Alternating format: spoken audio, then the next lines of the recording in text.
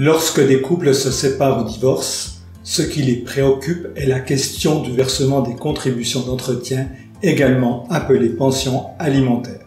J'adhère à l'idée que cette situation puisse ouvrir de sérieuses inquiétudes, puisque déterminer ces contributions est une opération compliquée pour l'un et pour l'autre des conjoints qui se séparent. En effet, il faut tenir compte de plusieurs paramètres fiscaux, comme le nombre d'enfants, le lieu d'imposition, les coefficients et les barèmes, les revenus, ainsi que les déductions privées et sociales. Infides est un cabinet fiduciaire et de planification financière et met à disposition des mandataires un service d'externalisation en vue de procéder à ce calcul complexe et évolutif dans le temps, puisque, en général, les contributions d'entretien augmentent non seulement avec l'âge des enfants, mais encore lorsqu'ils entreprennent des études.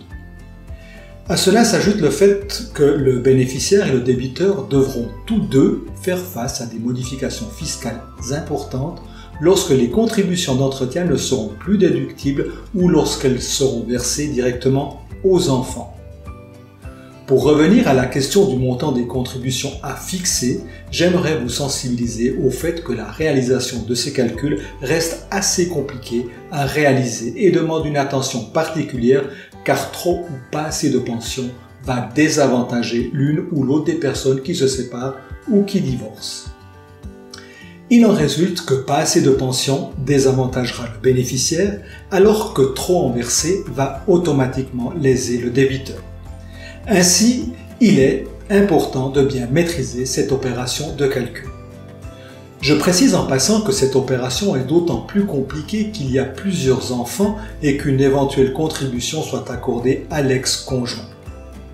Non seulement la contribution sera due, mais en plus elle devra être adaptée au fil du temps car les besoins de l'enfant ou des enfants augmentent en raison de l'âge d'une part et d'autre part parce que la contribution échappe aux bénéficiaires à leur majorité et enfin lors d'études régulièrement suivies.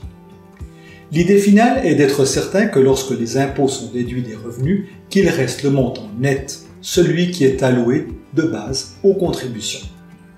Cela m'amène à parler également de la situation fiscale du bénéficiaire et du débiteur lorsqu'ils n'auront plus de charges liées aux enfants.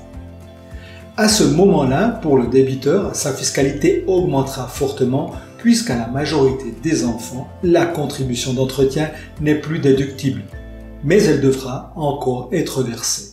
Et du côté du bénéficiaire, donc l'ex-conjoint, celui qui recevait les contributions, sa charge fiscale augmentera elle aussi en raison du barème, car elle passe d'une personne avec charge à personne seule sans charge, et ainsi ses impôts prendront l'ascenseur. Ce qu'il faut retenir, c'est que les contributions d'entretien auxquelles la fiscalité n'a pas été calculée correctement induira un désavantage pour le couple qui se sépare ou se divorce et que ce désavantage se répercutera tout au long de leur vie, non seulement jusqu'à la majorité ou à la fin des études des enfants, mais aussi plus tard lorsque ceux-ci seront libres financièrement. Je terminerai en disant que la fiscalité des conjoints qui se séparent ou qui divorcent est un aspect à ne surtout pas négliger. Notre cabinet fiduciaire est à même de réaliser l'ensemble de ces calculs et reste à votre disposition pour analyser ces diverses situations. C'était Salvatore Russo pour Infides, cabinet fiduciaire et de planification financière.